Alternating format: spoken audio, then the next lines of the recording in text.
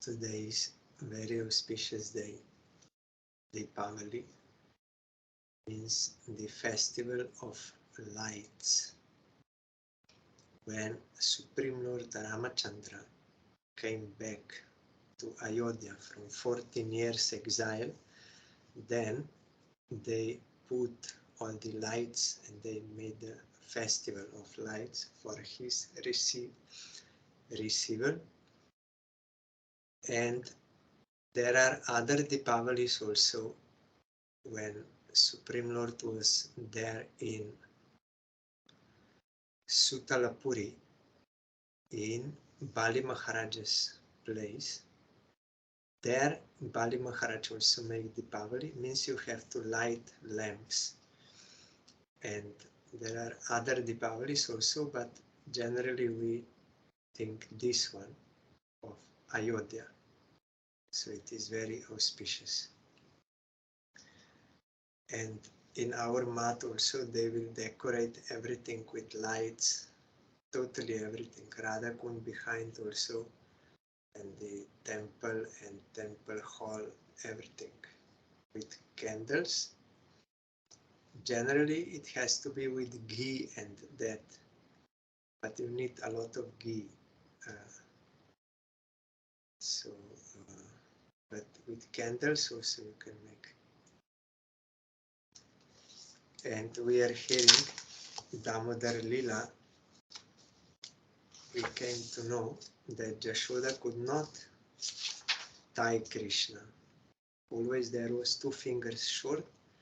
Srila Vishwanath Chakravarti Thakur explained, one is sincere effort of service of a devotee, another is grace of Krishna. Our effort will attract the grace of Krishna.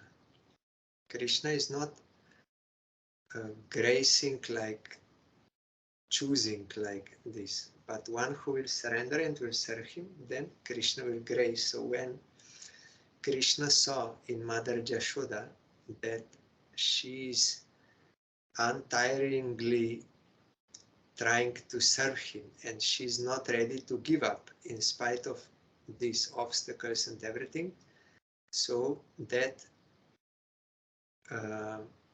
Krishna liked and he then accepted that binding. And we also heard neither Lord Brahma nor Lord Shiva nor even the goddess of fortune, who is always the better half of the Supreme Lord, can obtain from the Supreme Personality of Godhead, the deliverer from this material world, such mercy as received by Mother Jashoda, because she is in Raga Marg. Intimate, sweet, delightful relation, no Aishwarya mood, but this Brahma, Shiva and Lakshmi, they are in Aishwarya mood.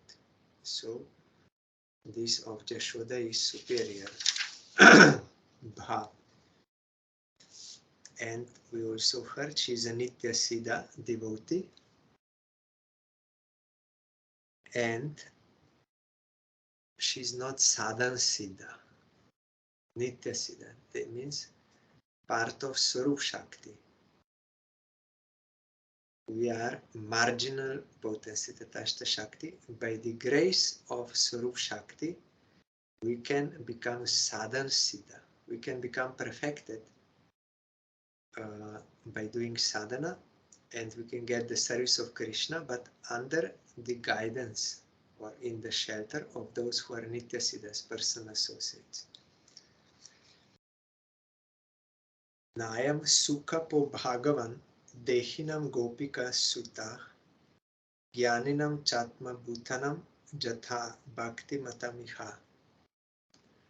The Supreme Personality of Godhead, Krishna, the son of Mother Jashoda, is accessible to devotees engaged in spontaneous loving service, but he is not as easily accessible to mental speculators to those striving for self-realization by severe austerities and penances, or to those who consider the body the same as the self. Purport: Krishna, the Supreme Personality of Godhead, as the son of Mother Jashoda, is very easily available to devotees, but not to tapasvis, yogis, jnanis, and others who have a bodily concept of life. Although they may sometimes be called Shanta Bhaktas, that is jnanis and yogis and this, real bhakti begins with Dasya Ras. Krishna says in Bhagavad Gita, Je jata mam prapadyante tamstateva bhajamyaham mama vartmanu vartante manushah partha sarvashaha. As living entities surrender unto me, I reward them accordingly. Everyone follows my path in all respects, O son of Pritha. Everyone is seeking Krishna, for he is the super soul of all individual souls. Everyone loves his body and wants to protect it because he is within the body as the soul, and everyone loves the soul because the soul is part and parcel of the super soul. Therefore, everyone is actually seeking to achieve happiness by reviving his relationship with the super soul. As the Lord says in Bhagavad Gita, Vedaishcha sarvair aham eva vedya. By all the Vedas, it is I who am to be known. Therefore, the karmis, jnanis, yogis, and saintly persons are all seeking Krishna. But by following in the footsteps of devotees who are in direct relationship with Krishna, especially the inhabitants of Vrindavan, one can reach the supreme position of associating with Krishna. That is Ragamarg, Raganuga, to follow those who have Rag for Krishna. That is supreme position. As it is said, Vrindavanam parityajya padam ekam na gacchati. Krishna does not leave Vrindavan even for a moment. The Vrindavan Vasis, Mother Jashoda, Krishna's friends and Krishna's conjugal lovers, the younger gopis, with whom he dances, have very intimate relationships with Krishna, and if one follows in the footsteps of these devotees, Krishna is available.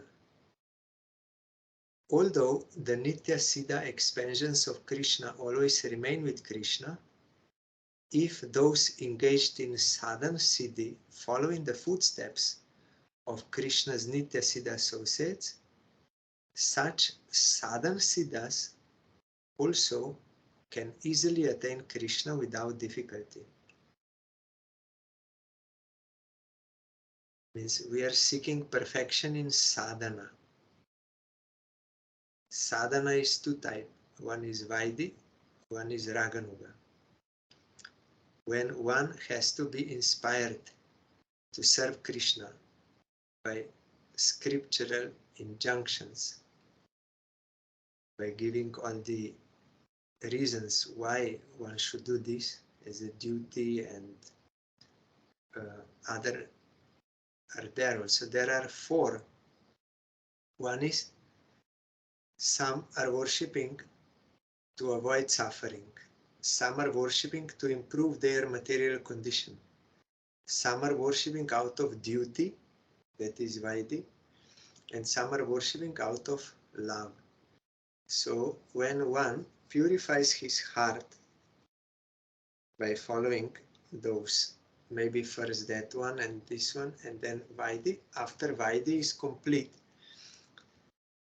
when one will get the association of Ragatmika devotee, Nitya Siddha of Vrindavan, if he develops desire by seeing how they are serving, if one awakens that desire to also serve like that, then that is the qualification to enter into Raganuga.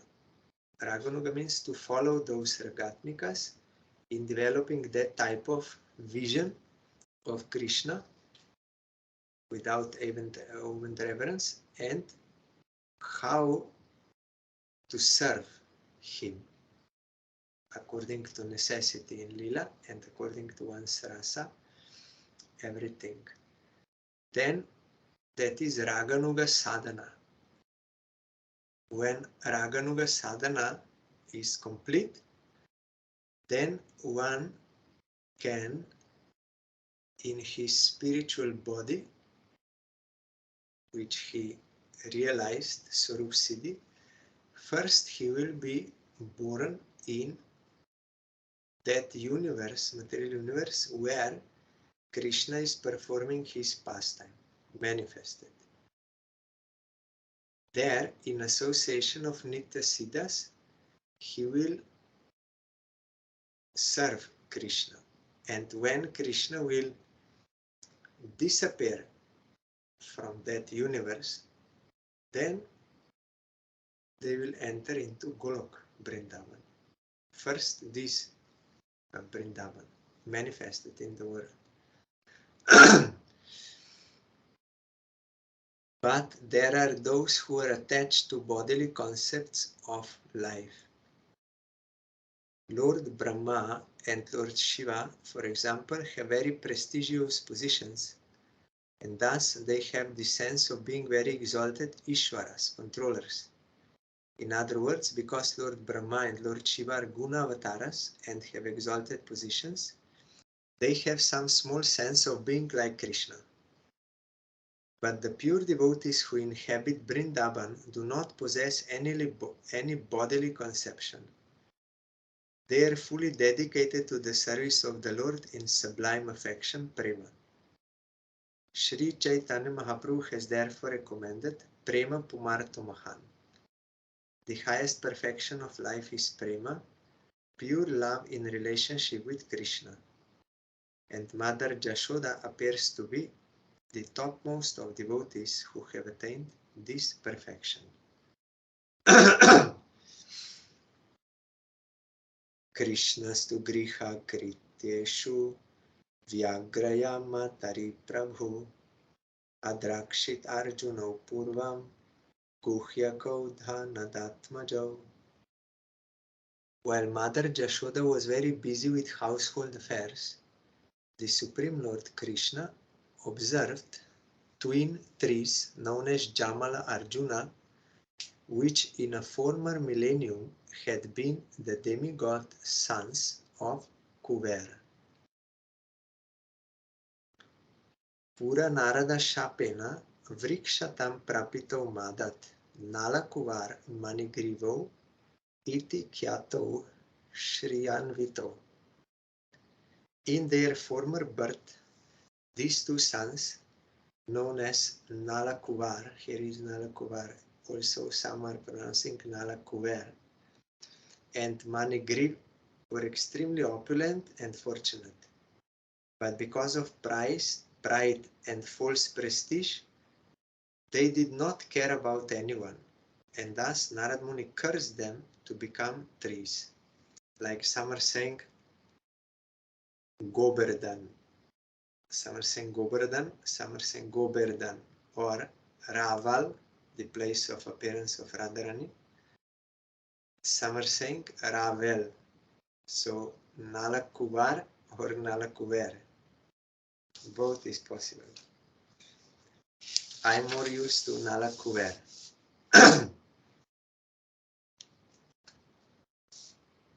Next chapter, chapter 10.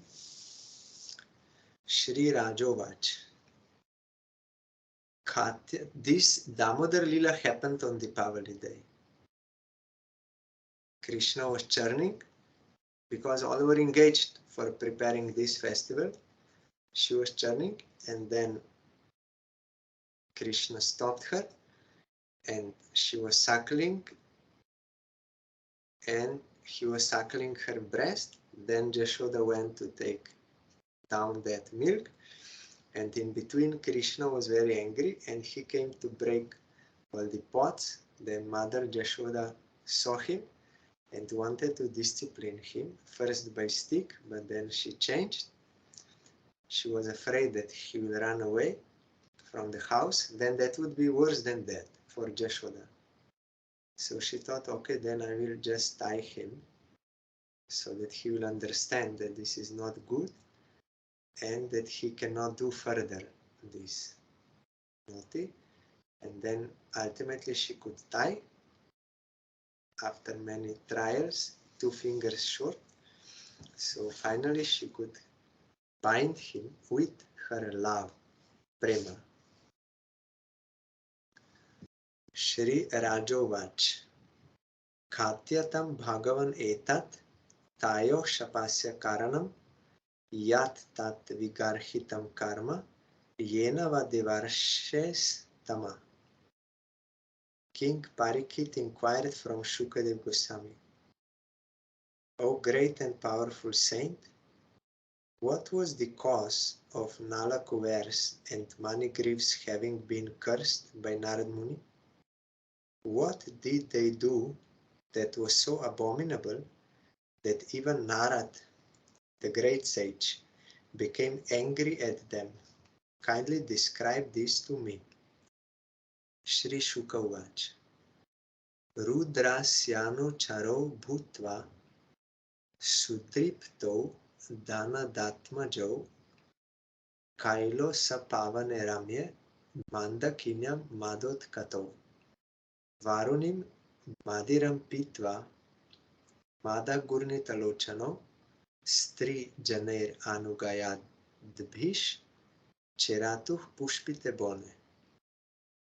Shukadev Goswami said, O King Parikshit, because the 2 sons of Kuver had been elevated to the association of Lord Shiva, of which they were very much proud, they were allowed to wander in a garden attached to Kailash hill on the bank of the Mandakini river. Kailash is where Shiva is residing.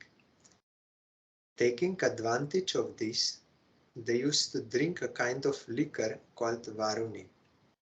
Accompanied by women singing after them, they would wander in that garden of flowers, their eyes always rolling in intoxication.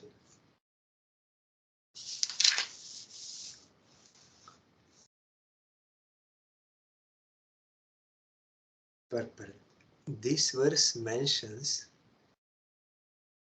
some of the material advantages afforded to persons associated with or devoted to Lord Shiva. Apart from Lord Shiva, if one is a devotee of any other demigod, one receives some material advantages. Foolish people therefore become devotees of demigods.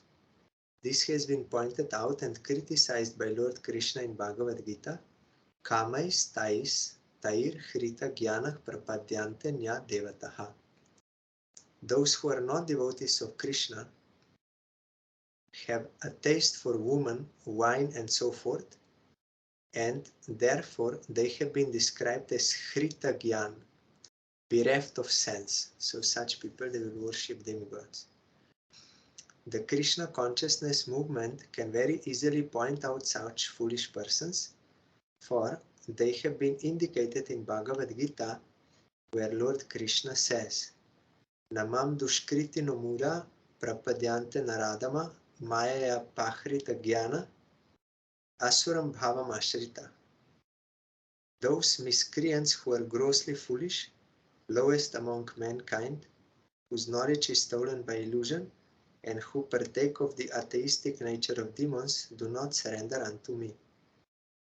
Anyone who is not a devotee of Krishna and does not surrender to Krishna must be considered Naradama, the lowest of men, and Dushkriti, one who always commits sinful activities.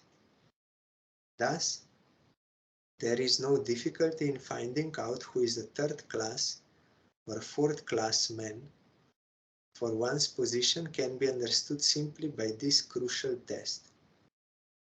Is he or is he not a devotee of Krishna? But these statements are not meant to increase our pride, false pride. We may have this pride, I'm a devotee and I want to get respect from others. That is, I'm feeding my false ego by this. That is not the purpose. And out of that false ego, we disrespect or misbehave with others in the name of truth or bhakti or something. That is wrong. Because one who is a true devotee, he has no other desire except service of Krishna. So such devotee, hoileo sarva gune guni mahashoy, pratishtha charik koyovi amani hridoy. Although he is having so many good qualities and he is exalted, but he is not proud. He is always humble to Krishna and is not demanding any respect from anyone. Uttam hoya apanake mane trinadham. Although he is most exalted, but he thinks himself lower than blade of grass. That is true devotee. One who has only one desire, service of Krishna, and he is giving due respect to all. He is not misbehaving with anyone for his own self-aggrandizement, material self-aggrandizement. This can be used. I am devotee, or I am long-time devotee, or so many things to feed our false ego can be bhakti or can be misused for that. So that is why if we want to take this statement, yes, only devotees, they are great and all others are naradamas, lowest among mankind. That is okay, but first you be a real devotee.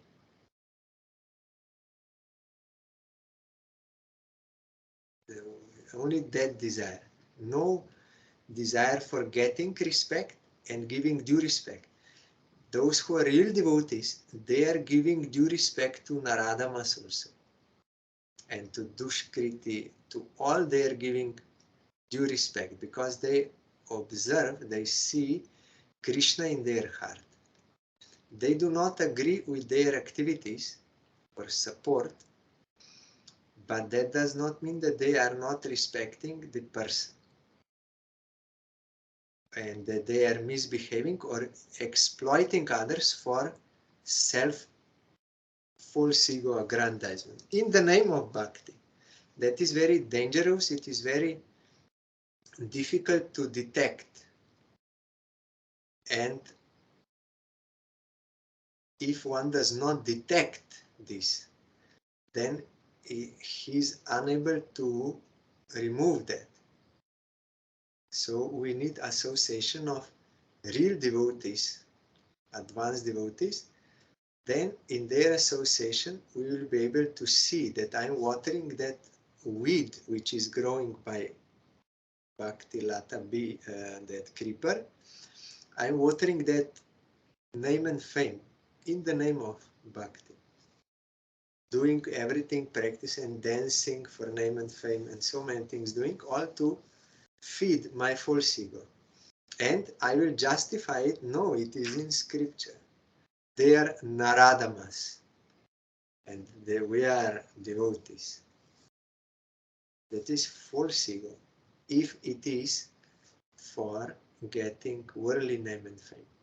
But real devotee who is above gross and subtle worldly egos, he is humbler than a blade of grass. He is in his spiritual real ego as eternal servant of Krishna. He can see the presence of Krishna in all living entities, and he's giving due respect whether that is a devotee or not. He can give. That is Nishta stage.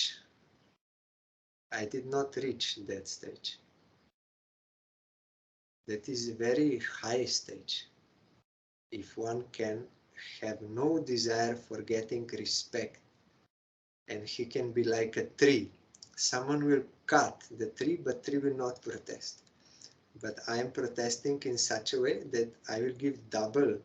One will give me one slap.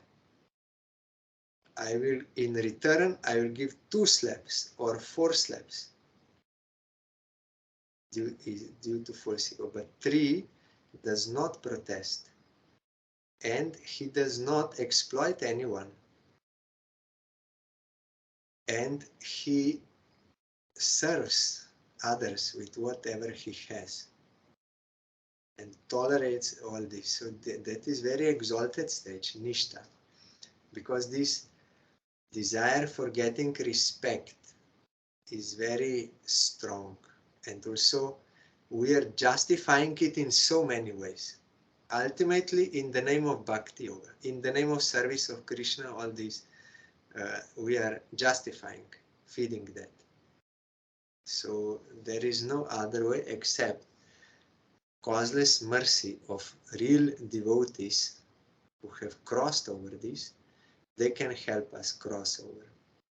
And we have to, the devotee asked our Gurudev, but we are conditioned so, because as long as you have false ego, you cannot follow this, Trinada Pisana.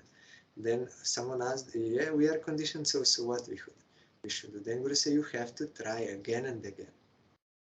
Chanting and practicing this as a sadhana,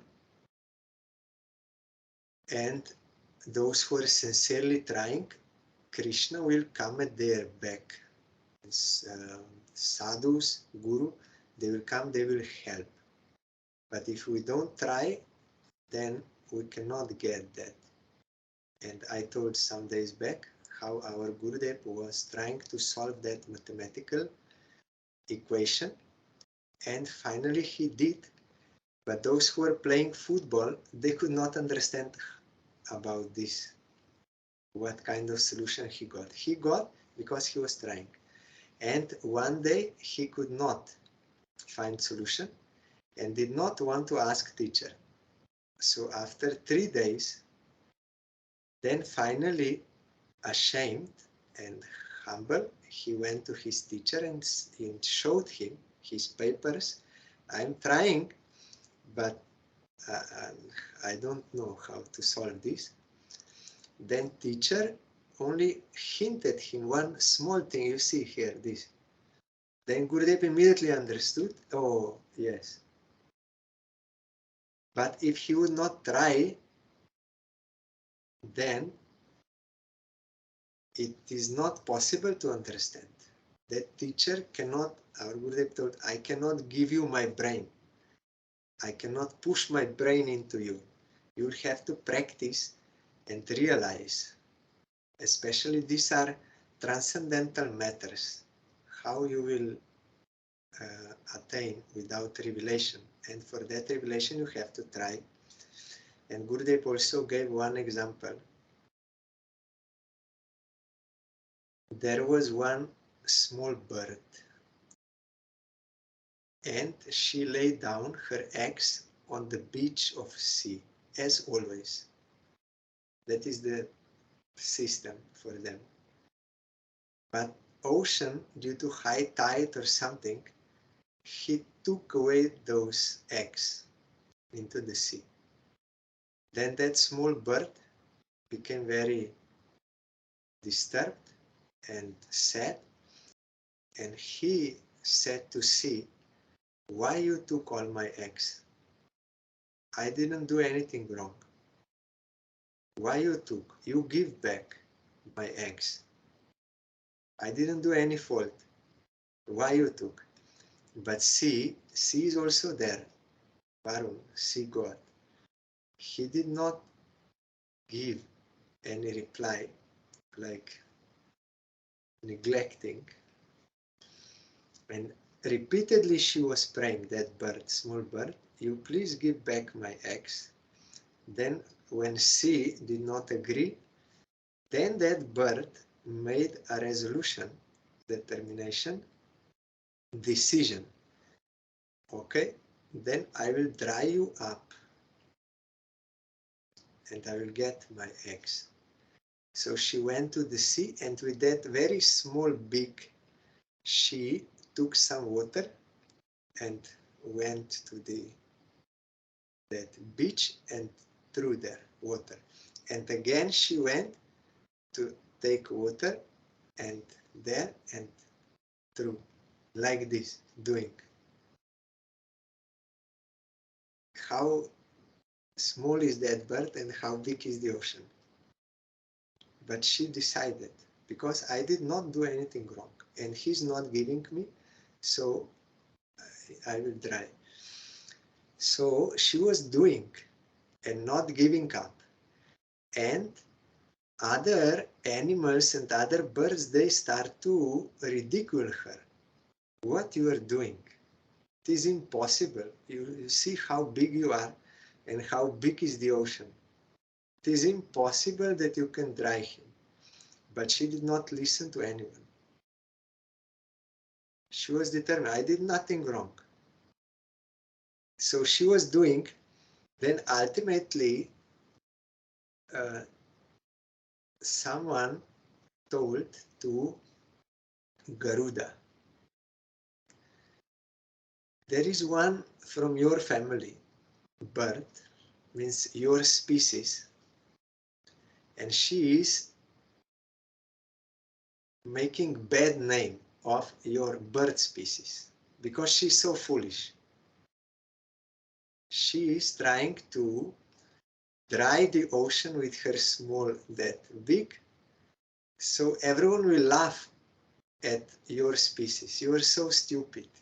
You birds, you are so stupid. You go and you stop her doing this. Otherwise, everyone will laugh at your species. So Garuda went there and he asked that, what happened? Then she said, I lay my eggs as is by nature, and ocean took my eggs, and I requested him politely, I prayed to him to give back my eggs, but he did not. He neglected me. So I will dry him up. And the term she was doing. So when Garuda heard, then Garuda is not ordinary person. He's a Supreme Lord's carrier. So he then said to the ocean and threatened him, if you will not give her those eggs back, then I will, with my wings, I will dry you up. And that is possible because Garuda is also omnipotent, empowered by Supreme Lord, so he threatened. Then ocean gave back those eggs. So our Gurudev told, we have to sincerely try. We should not stop. Sincerely, we have to try again and again, try.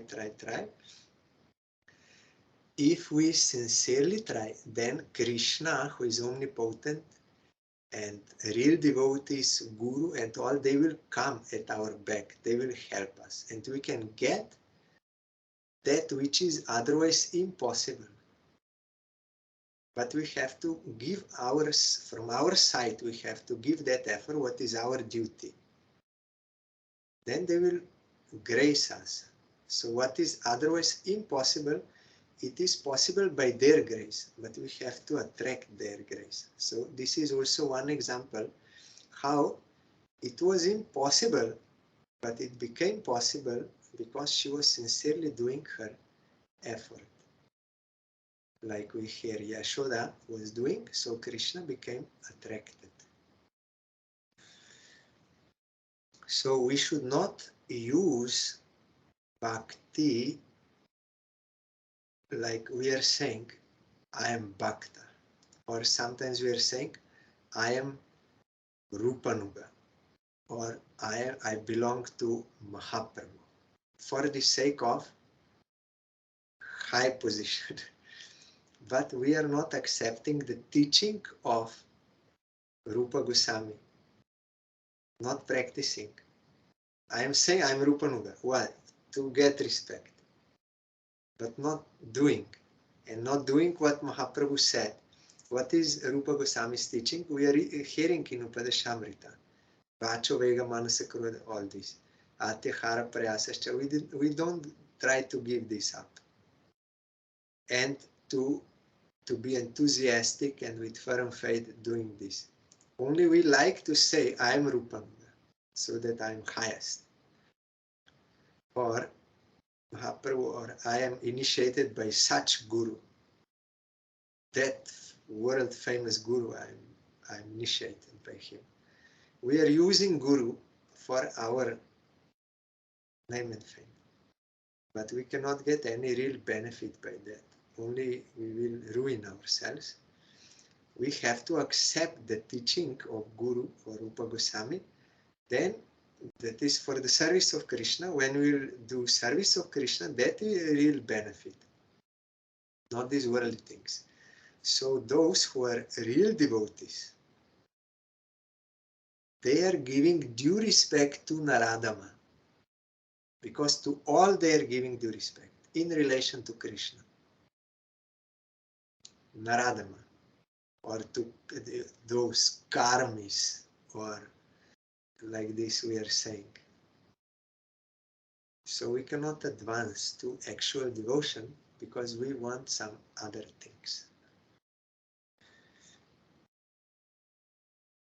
Why are devotees of the demigods greater in number than the Vaishnavas? The answer is given herein. Vaishnavas are not interested in such fourth-class pleasures as wine and woman, nor does Krishna allow them such facilities. If you want quality, you have to sacrifice quantity. If you want quantity, you will have to sacrifice quality.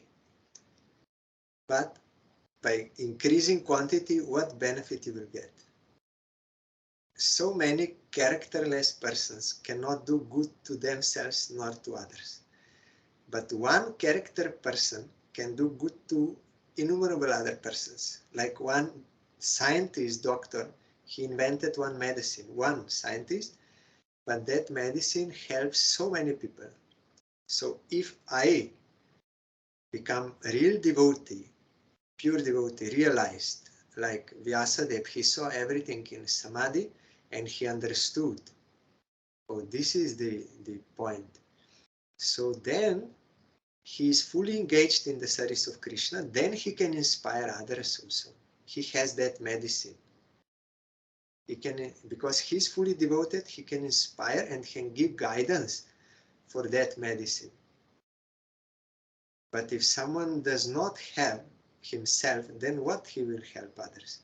And Prahlad Maharaj said, I did not get this devotion by my own effort, nor with the help of other conditioned souls, nor with combined effort. So there may be 6 billion people, they're characterless, they cannot give one drop devotion to Krishna, to anyone.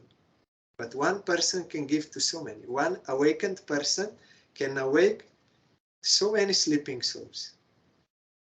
We see Sai Maharaj.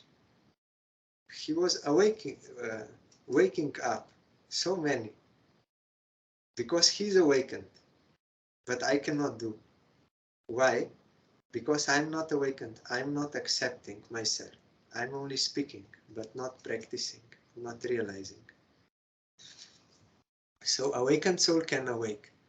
And the real medicine can help others. And Gurudev also gave that example in Howrah, in Calcutta. There is one bridge there, made by one British engineer, long time ago, during British regime, without any pillar. He made bridge by some construction, without any pillar, bridge. And when there, after so many years, the repair was needed. But so many engineers came, Indian and also others. They could not understand how this bridge is, how this is possible. They could not understand, so they could not repair that bridge. They could not comprehend. So rather than repairing that bridge, they made a new one because they could not understand how this is working. So one wise person, quality person, can do benefit to many, but characterless, they cannot do. So we should not try to increase the quantity, but quality. Also with chanting of Harinam. Ajamil, by one name, he was rescued because he had no offense. So we may chant so much inattentively and with offenses and all this, that will not be beneficial. We have to be careful about quality, that we are chanting with attention, maybe low number, but for Krishna satisfaction. Then we'll get real progress. Quality is important. And when one will have quality, then naturally quantity will also come naturally, not forcefully or for some other desires. Naturally you will want, you will desire to more to serve Krishna. So you will find in this world, mostly we are all criminals and we want worldly desires. So we like to worship demigods. That will be more in quantity. Or our Gurudev used to give that one verse from Katha Upanishad, Shreya and Preya path. For human beings it is possible. For eternal welfare or for hedonism, sense enjoyment. That is the ultimate goal of life. So Gurudev said, if you will go to make a vote, you will be badly defeated. 99.999% of these world people, they will vote for hedonism. That is proper goal of life. So you don't try to see, oh, so many people doing that, so that is good, or I will also do that. No, don't go for quantity, or try to increase quantity at the cost or sacrifice of quality. That is no benefit in that. So here, the devotees of demigods are many, but Vaishnavas are very few because they are not interested in worldly things. They want service of Krishna. In this world, they are few in number, very few. But altogether, if you see transcendental world and material world, all, there are more who are devotees. But in this world, they are few. Because this is prison house. It is for those who want to enjoy. So in prison house, you will find criminals. And very few who understood this is wrong and they are rectifying. So we should not count or be dependent on large quantity. We should be sincere ourselves and accept the service of Krishna and accept the association of real devotees. Maybe one, but one is enough. But one who is really serving Krishna, that will help. And even if some devotee wants some worldly things, Krishna will give obstacle to that devotee to get that, because he does not want to ruin him. So that is his mercy. here, nor does Krishna allow them such facilities. He does not allow them to eat meat, drink wine, have illicit sex. Well, this is prohibited, not allowed. And even if some, by ignorance of past this he desires, Krishna will put obstacle. He will not fulfill. That is his grace, not his cruelty. That is his grace. He wants to cure us. Antah pravishya gangayam ambojavana rajini chikridatur yuvatibir gajo iva karenubi. Within the waters of the Mandakini Ganges, which were crowded with gardens of lotus flowers, the two sons of Kuber would enjoy young girls just like two male elephants enjoying in the water with female elephants. People generally go to the Ganges to be purified of the effects of sinful life. But here is an example of how foolish persons enter the Ganges to become involved in sinful life. It is not that everyone becomes purified by entering the Ganges. Everything spiritual and material depends on one's mental condition. We read in Srila Bhaktivinoda Thakur's Navadip Dham Mahatmya that Jiva Goswami asks why there are people here, they are doing sinful activities in Dham.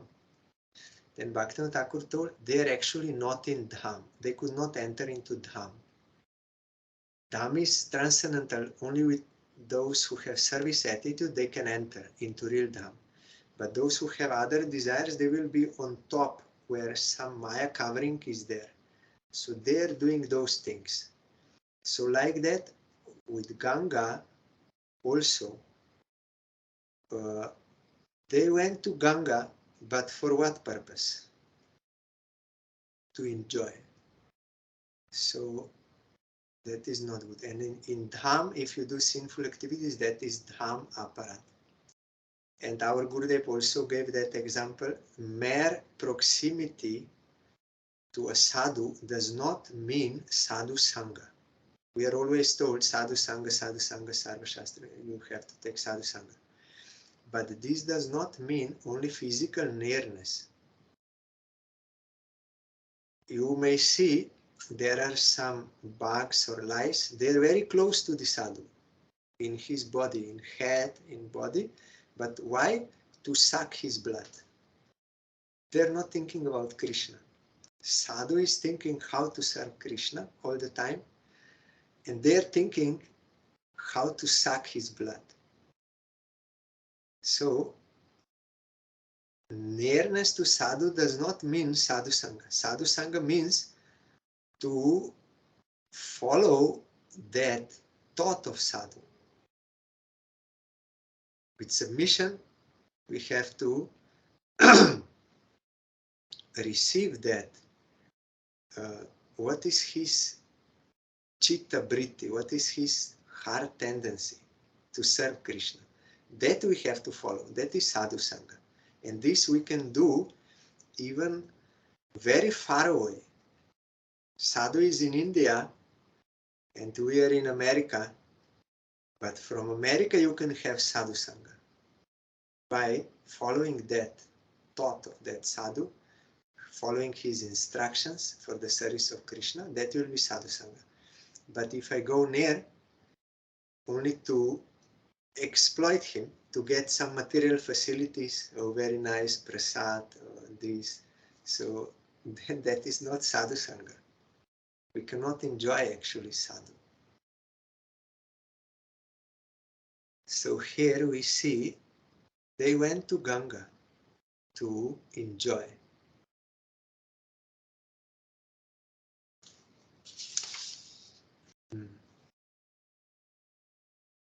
Tomorrow we will hear about the appearance of Govardhan and Rasikananda